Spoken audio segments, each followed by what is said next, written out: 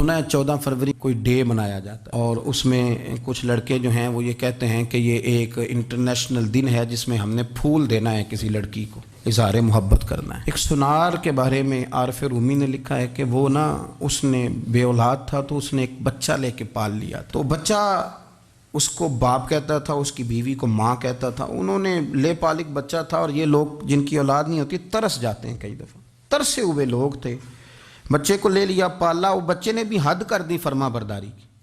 اب وہ جوان ہو گیا اور بڑا خوبصورت جوان ہوا۔ وہ سنار کہتا ہے کہ ساری زندگی میں نے صفائی میں نیکی میں گزار دی۔ ایک دن دکان کے پہ ایک عورت آئی تو وہ کہنے لگی یہ چوڑیاں مجھے خود سے آپ پہنا دیں۔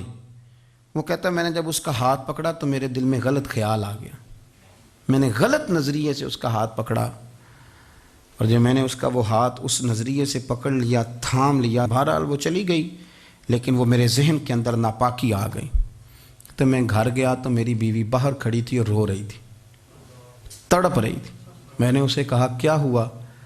تو وہ کہنے لگی کہ بچہ ساری زندگی فرما بردار رہا، میں نے ماں بن کے پالا، پر آج اس نے غلط ذہن سے میرا ہاتھ پکڑ لیا ہے، اور میں تڑپ گئی ہوں، ٹوٹ گئی ہوں کہ یہ اگرچہ لے پالک تھا، کسی کا تھا، پر میں نے تو پتر سمجھ کے پالا تھا، یہ کیا ہوا؟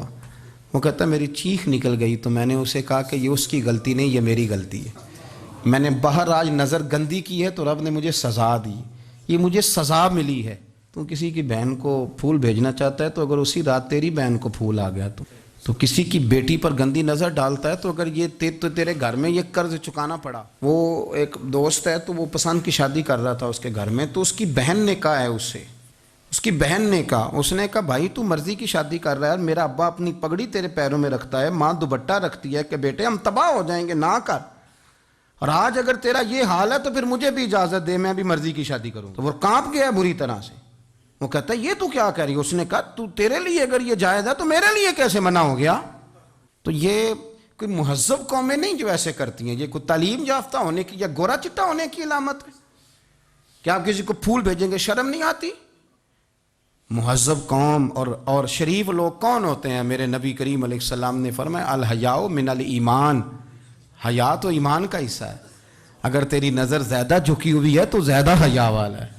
اس لیے یہ کوئی گند مند کسی جگہ بھی کسی شخص کو کرنے کی اجازت نہیں، ورنہ یاد رکھیں اس لیے کہ جب آپ کے گھر میں بہو بیٹیاں ہیں، بہنیں ہیں، پھر بھی آپ یہ ذوق بنائیں تو پھر پتہ نہیں کیا سوچتی ہے دنیا، کہاں رکیں گے۔